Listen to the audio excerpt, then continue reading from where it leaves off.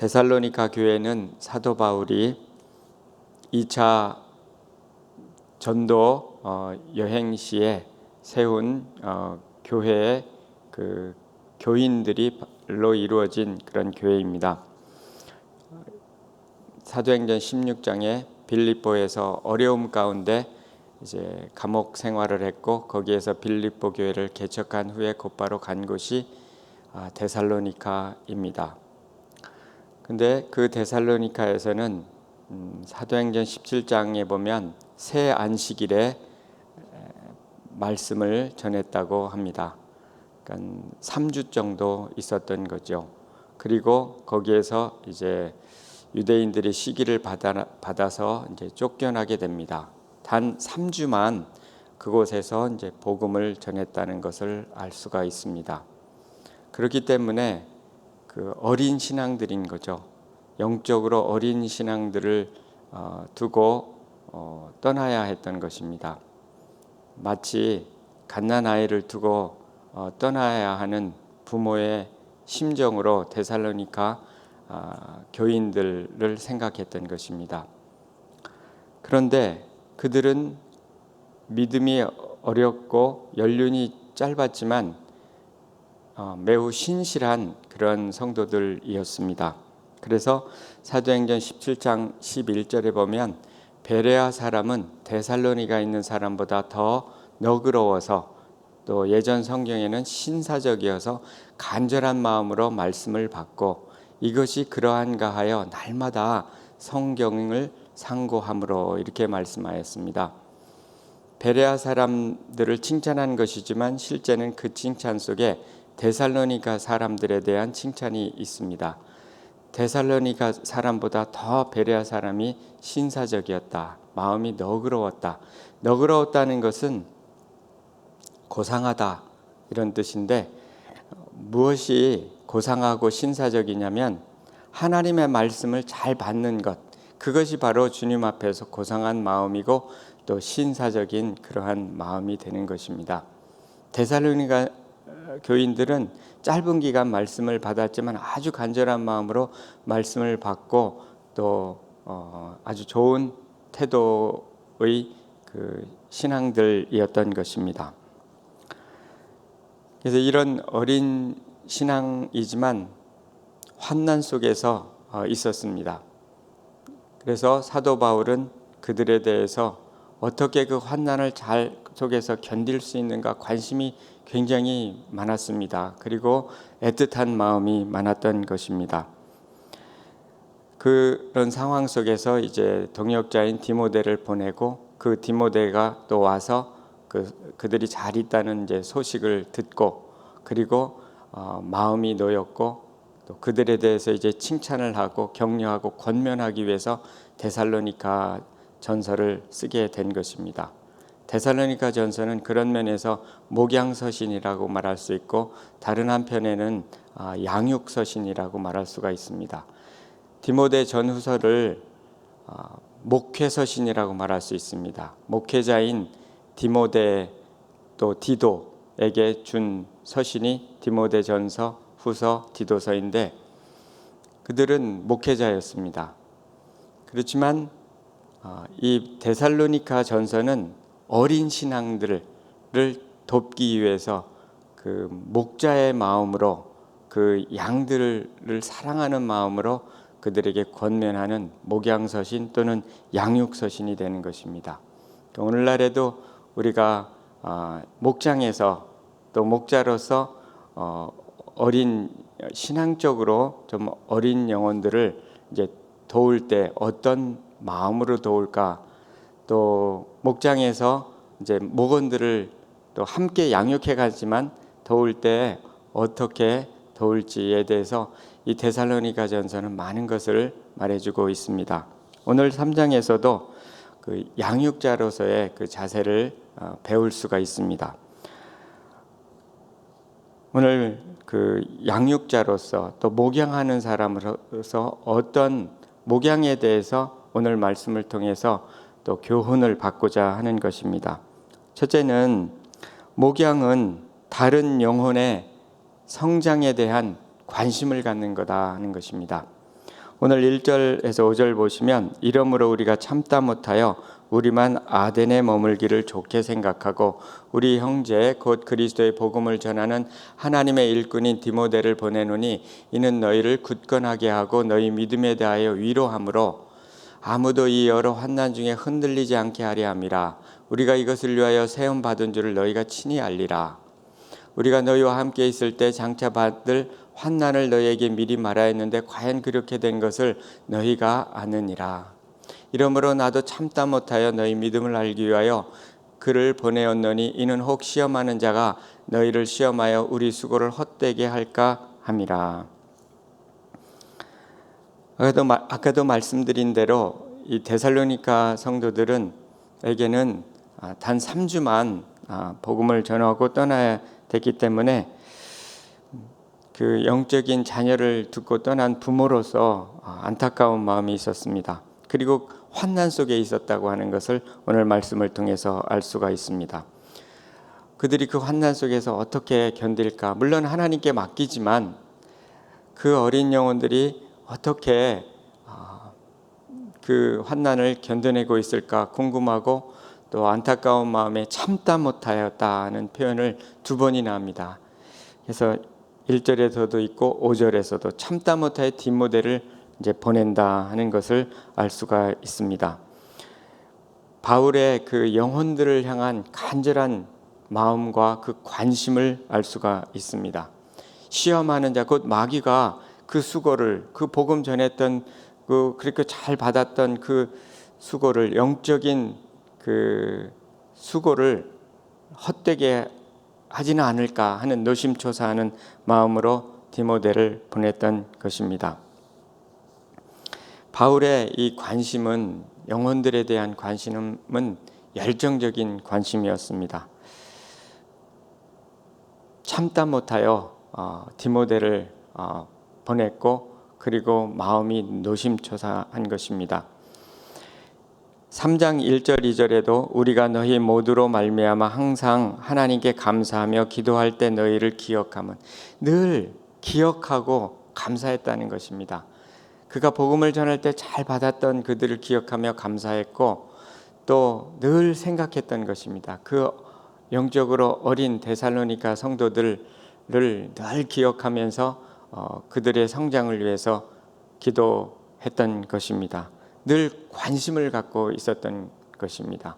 그 관심은 참다 못하여 사람을 또 보내기까지 하는 자신이 갈 수 없기 때문에 그 열정적인 관심이었습니다. 어떻게 보면 막 믿음이 없는 것처럼 보이고 염려하는 것처럼 보이는데 이 염려는 성경에서는 하나님 뜻대로 하는 근심이다 이렇게 표현합니다. 영혼들의 그 성장을 위해서 마치 우리 자녀들을 향하여 그들의 성장을 위해서 근심하고 또 마음을 쓰는 것 염려이기는 하지만 염려도 다 나쁜 염려가 아니라 좋은 염려가 있다는 것입니다. 성경은 이것을 하나님 뜻대로 하는 근심이라고 합니다. 고린도후서 7장 10절에 하나님의 뜻대로 하는 근심은 후회할 것이 없는 구원에 이르게 하는 회개를 이루는 것이요 세상 근심은 사망을 이루는 것이라.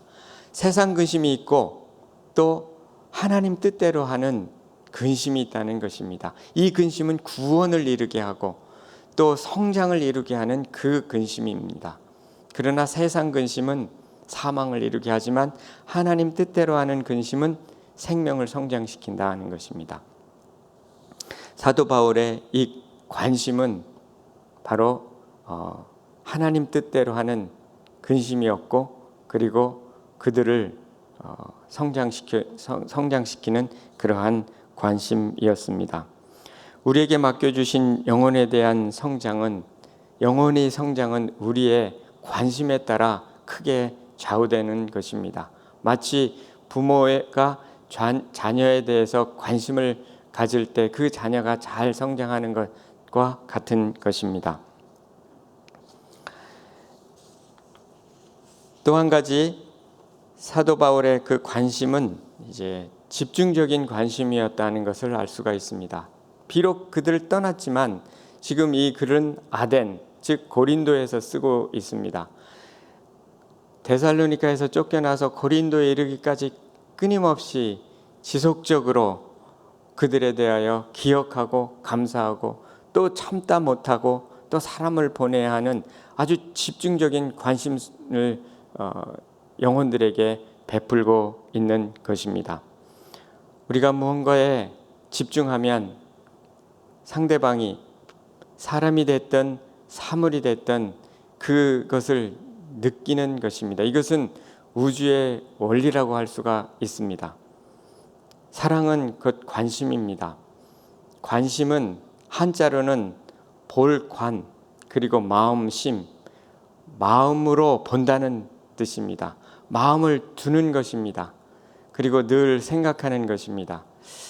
우리가 사랑이라고 할 때 이 사랑이라고는 순수한 한글 단어는 이두 문자에서 왔다고 하는데 한자하고 연관이 있습니다. 사는 생각할 사자고 량은 사량이라고 하는 이두 문자에서 왔다고 하는데 그 량은 많다는 뜻입니다. 생각이 많은 것, 마음을 두고 생각을 많이 품는 것입니다. 그것이 바로 사랑이고 또 관심인 것입니다.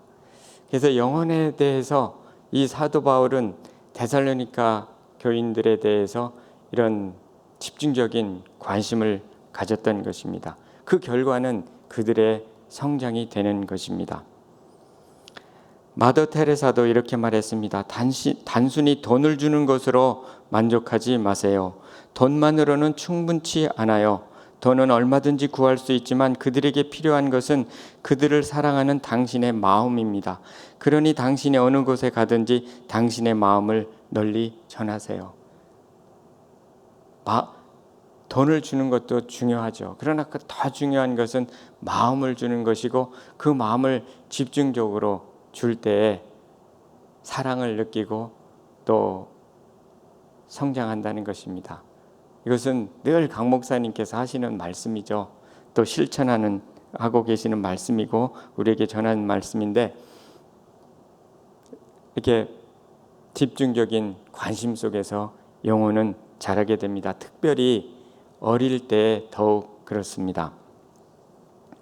또한 사도 바울의 관심은 비이기적인 관심입니다.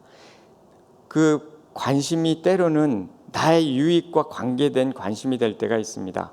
그것은 집착하고 또 상대방을 소유하게 되는 결과를 낳게 되고 성장을 방해하는 것이죠. 그러나 이 사도 바울의 관심은 상대방 영혼이 성장할 수 있도록 하는 그리스도 안에서 주님께로 이끄는 그러한 비이기적인 관심이었던 것입니다. 또한 이러한 관심은 영혼에 대한 관심입니다. 이 세상에 영원한 것은 성경을 통해 보면 세 가지입니다. 하나는 하나님이고요. 또 다른 하나는 하나님의 말씀이 영원합니다. 그리고 영혼이 영원합니다. 이 영혼에 대한 관심을 갖는 것은 영원한 것에 대한 관심이고 영원한 것에 대한 투자가 되는 것입니다. 그렇기 때문에 성경은 거듭해서 우리로 하여금 다른 영혼에게 관심을 갖도록 그들이 성장에 대해서 관심을 갖고 그들이 복음을 받아들였는지에 대한 관심 그리고 복음 안에서 성장하고 있는 것에 관한 관심을 갖도록 우리들에게 말씀하고 있는 것입니다. 목자는 목원들에 대한 관심을 가져야 됩니다. 또 목원들은 언젠가는 내가 자라서 다른 사람을 도울 것에 대한 관심을 가져야 되는 것입니다. 그러기 위해서 필요한 것은 성장하는 것입니다. 제가 올해 기도 제목 중에 몇 가지 기도 제목 중에 하나는 시편 잠언 27장 23절입니다. 내 양떼의 형편을 부지런히 살피며 내 소떼에게 마음을 두라. 공동체를 담당하는 목사로서 또 셀목장 사역을 섬기는 목사로서 가져야 될 부분이 이 부분이라고 생각되어서 지난해 연말에 이것을 올해의 기도 제목으로 삼았습니다. 양떼의 형편을 좀 더 부지런히 살피고 소떼의 마음을 두라. 그 영혼들에게 마음을 더 둘 수 있도록 계속 기도해 오고 있습니다. 이 기도처럼 지난해 비해서 예전에 비해서 더 마음을 두려고 노력하고 있는 저 자신을 보게 됩니다. 두 번째는 오늘 말씀을 통해서 영적인 그 양육이란 다른 영혼의 성장을 돕는 것인데, 이 양육은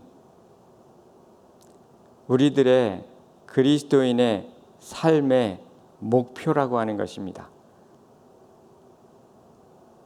다른 영혼을 돕는 것이 그리스도인의 삶의 목표라는 것입니다.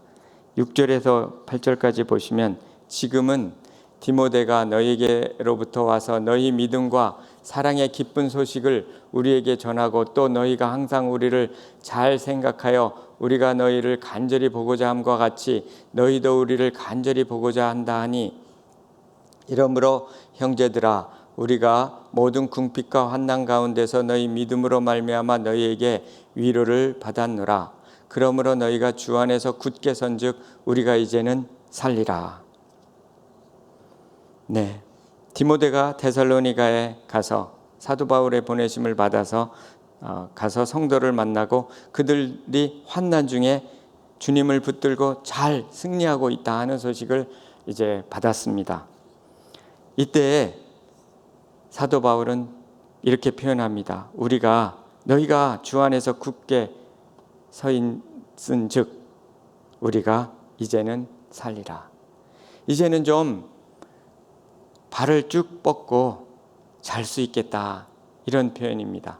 그동안 데살로니가인들이 그 어려움 속에서 어떻게 지내는가 노심초사했는데 주님 안에서 승리하고 있다는 그 소식이 사도 바울을 살게 했다는 것입니다. 이제는 살리라. 마치 그전에는 죽은 것과 같았는데 이제는 사는 것 같이 살게 되었다 하는 것입니다. 이것은 사도 바울의 살아가는 이유가 바로 데살로니가인들의 영적인 성장에 있다고 하는 것을 말해주고 있는 것입니다. 마치 그들의 생명이 사도 바울의 생명과 같다고 하는 것을 말하고 있는 것입니다. 빌립보서 1장에 보면 사도 바울이 목표로 한 세 가지의 목표를 발견하게 됩니다. 하나는 그는 감옥에 있지만 복음의 진보를 위해서 살아간다 하는 것. 또 다른 하나는 내 몸에 그리스도가 존귀히 되는 것이 내 삶의 목표다. 마지막 빌립보서 1장 25절에 보면 나는 죽어서 하나님 나라에 가는 것이 참 좋은데, 그렇게 가고 싶은데 지금 여기에 있어야 될 이유가 있는데, 그것이 뭐냐면 너희 믿음의 진보와 기쁨을 위하여 내가 너희 믿음의 진보와 기쁨을 위하여 너희 무리와 함께 거할 이것을 확실히 아노니.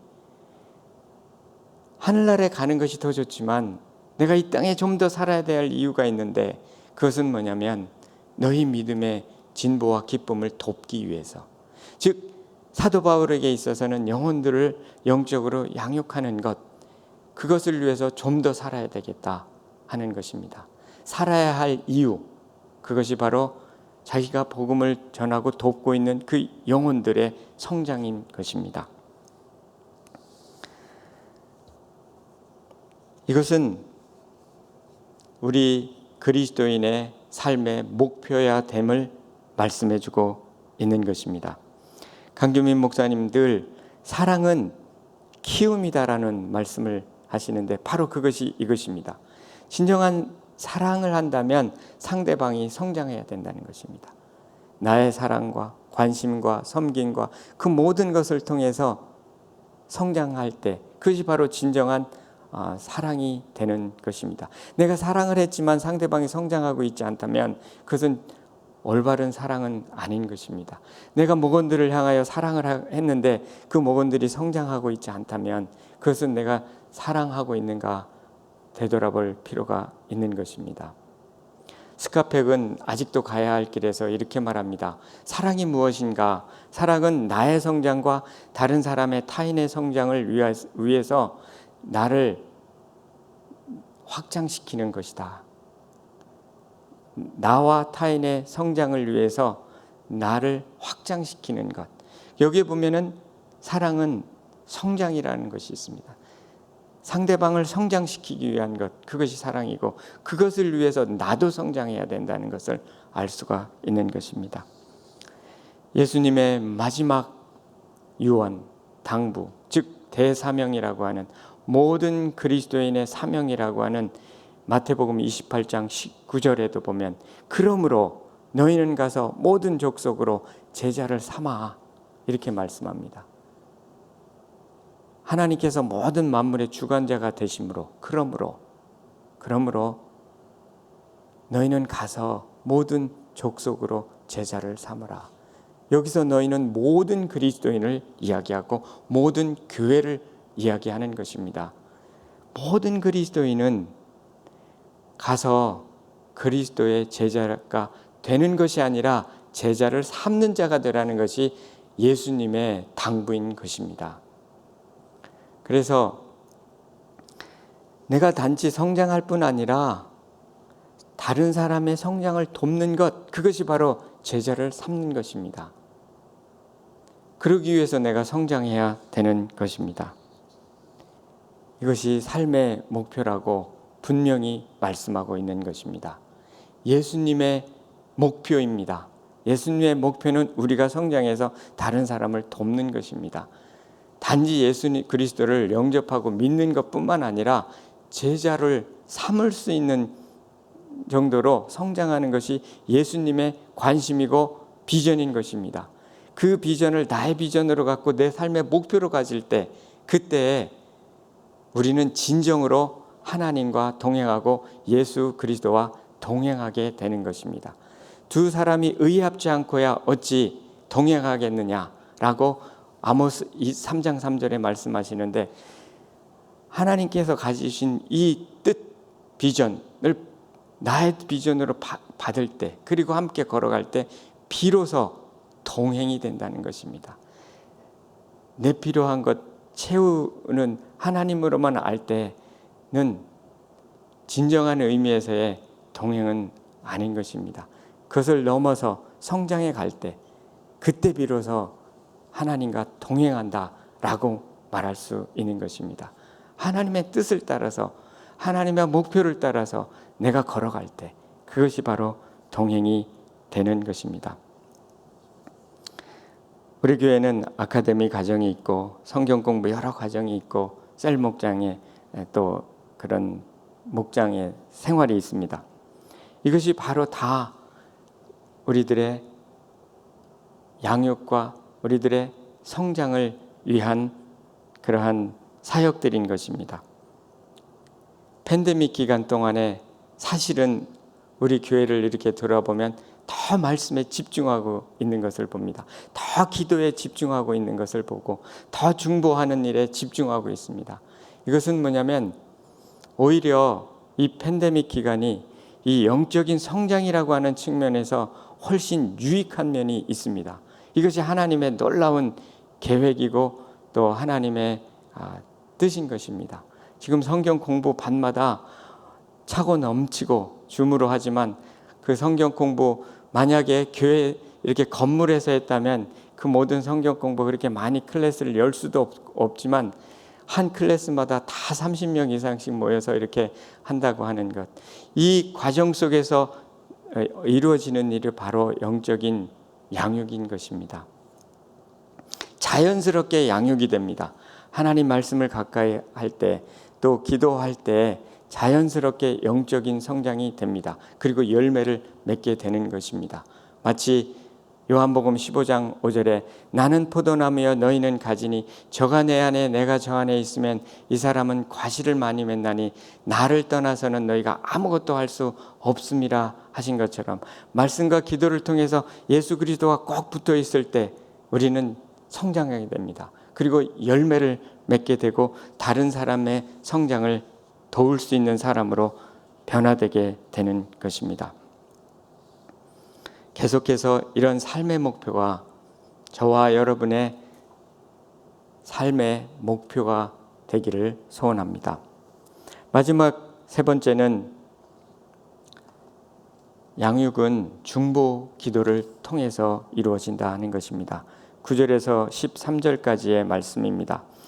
9절에서 13절까지의 말씀은 기도에 관한 말씀입니다. 중보 기도에 관한 말씀이고 또 사도 바울은 데살로니가인들을 향하여 이렇게 기도합니다. 너희에게 나갈 길을 얻게 해달라고, 그렇게 기도하라고, 그리고 피차간에 서로 사랑하라고, 굳은 마음을 가지라고, 그리고 강림하실 때 거룩한 신부가 돼서 신랑을 맞을 수 있도록 준비하라고, 이렇게 준비할 수 있도록 이렇게 기도하고 있는 것입니다. 이 기도 제목은 우리의 기도 제목이 되어야 되는 것입니다. 사도 바울은 각 서신서마다 이 기도문을 보여줍니다. 어떤 기도를 했는지 그것은 곧 우리에게 기도의 본이 되는 것입니다. 우리는 많이 지금 아픈 분들을 위해서 기도를 많이 하죠. 필요한 것입니다. 해야 됩니다. 그런데 아픈 분들을 기도하는 만큼 성경에서 보여주는 기도의 문의 본은 사도 바울의 본인데 주로 아픈 분의 치료를 위해서 기도했다기보다는 영혼들의 성장을 위해서 더 기도 많이 했습니다. 그래서 환우들을 위해서 많이 기도해야 됩니다. 예수님 오신 것도 치유하기 위해서 오셨기 때문에. 그러나 신약 성경에서 보여주는 기도의 본은요, 영적으로 성장할 수, 믿음이 굳게 되도록, 사랑하도록, 소망을 갖고, 그리고 재림을 기다리도록, 이것이 기도 제목입니다. 우리의 기도 제목도 환우들을 위한 기도 제목에 덧붙여서 이러한 기도 제목을 더 열심히 기도해야 될 줄 믿습니다. 이럴 때 영혼이 성장합니다. 왜 그러냐면 양육의 주체는 우리가 아니라, 우리가 아무리 노력한다고 양육되는 것이 아니라 하나님이 양육하시기 때문에 그렇습니다.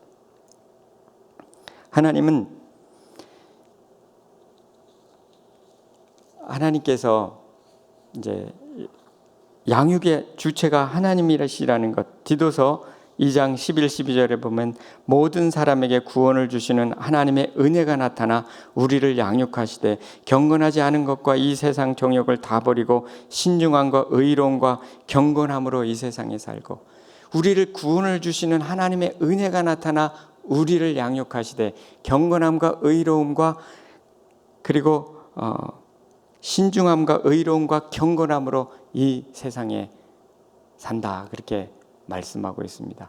하나님의 은혜가 양육을 하는 것입니다. 그래서 기도를 해야 되는 것입니다. 심는 이와 물 주는 이는 아무것도 안 해도 돼. 오직 자라나게 하시는 이는 하나님 뿐이시니라. 결국 자라나게 하시는 분은 하나님이십니다. 그렇기 때문에 중보해야 되는 것입니다. 프랭크 루박은 이렇게 말합니다. 교회 안에 기도하는 사람이 한 사람만 있어도 영적인 온도를 높이는 데 큰 역할을 할 수 있다. 기도는 결코 사라지지 않는다. 또 내가 남을 위해서 기도할 때 내가 전하는 말씀에 마음문이 닫혀 있는 상태지만 내가 하나님께 기도하면 하나님께서 그 마음, 닫혀진 마음을 열어서 내가 전하는 말씀에 반응을 하게 된다는 것입니다. 그렇기 때문에 우리는 영혼들을 위해서 기도할 필요가 있습니다. 기도하면서 또 내가 할 일을 최선으로 다하는 것, 우리 안에서 능력으로 역사하시는 이 역사를 따라 힘을 다하여 수고하노라. 사도 바울의 고백입니다. 그래서 우리가 하나님께 맡기고 기도함과 함께 힘을 다해 수고할 때 영혼들의 성장이 이루어지는 것입니다. 우리 또한 그러한 영혼의 성장을 위해서 우리가 먼저 성장해야 될 줄 믿습니다. 이것이 우리들의 삶의 목표요, 지향점이 되는 것입니다. 그리고 영원한 것에 대한 투자입니다. 투자 중에 가장 좋은 투자는 영원한 것에 대한 투자입니다. 그것은 하나님이 기억하시고 하나님이 갚으시는 투자입니다. 가장 수익률이 많은 투자는 영혼에 대한 투자입니다. 이것이 가장 지혜롭다고 성경은 말하고 있습니다. 다니엘서에는 궁창에 빛나는 별과 같이 비추리라고 말씀하셨습니다. 그리고 사도 바울은 너희가 바로 예수 그리스도에 나타나실 때 자랑의 면류관이고 기쁨이요 영광이라고 그렇게 말씀합니다. 우리도 주님 앞에 나갔을 때 자랑의 면류관을 받을 수가 있습니다. 그리고 그것이 바로 다른 사람의 영혼이 그리스도 안에서 성장을 돕는 것, 그것이 우리의 소망이고 주님 앞에서의 기쁨입니다. 이러한 자랑의 면류관을 다 받으시는 저와 여러분이 되시면 이를 소원합니다. 기도하겠습니다. 하나님 아버지 감사합니다. 우리들에게 영원한 지혜를 가르쳐 주셔서 감사합니다. 다른 영혼을 돕는 것이 우리들의 삶의 목표라고 말씀해 주셨습니다. 다른 영혼에 관심을 갖는 것, 그것이 곧 사랑이라고 말씀하시고 키우는 것이 사랑이라고 말씀하십니다. 이 사랑을 실천하는 우리가 될 수 있도록 도와주시고 우리가 영혼을 위하여 한 걸음 더 나아갈 수 있는 우리가 될 수 있도록 하나님 도와주시고 인도해 주시기를 간절히 소원합니다. 우리 교회가 계속해서 이 목표를 두고 나아갈 수 있도록 도와주시고 하나님의 사명을 잘 감당하는 교회가 될 수 있도록 하나님 도우시고 인도해 주시기를 간절히 소원합니다. 하나님 아버지, 또 강준민 담임 목사님 늘 영육간에 강건케 해주시고 하나님 또 이 교회를 또 하나님 기뻐하시는 교회로 이끄시기에 부족함 없도록 늘 함께 해주시고 인도해 주시기를 간절히 소원합니다. 하나님 아버지, 교회 여러 환우들 주님께서 기억하여 주시고 함께 해주시고 치유하여 주시고 또 수술 후에 회복 중에 있는 모든 분들 주님 함께 해주시고 치유가 빠를 수 있도록 주님 도와주시고 은혜를 베풀어 주시옵기를 간절히 소원합니다. 하나님 아버지, 또 케냐에서 선교하시는 박성규 선교사님, 박미경 선교사님 기억하여 주시고 그 기도의 제목에 응답하여 주시며 하나님 아버지, 도서관의 책이 잘 공급될 수 있도록 하나님 도와주시고 계속해서 선교사님 부부 늘 충만함으로 선교사역 잘 감당할 수 있도록 도와주시고 또 그 자녀들 장래를 인도해 주시길 간절히 소원합니다. 주님께 모든 것을 의탁하며 감사하며 예수님 이름으로 기도합니다. 아멘.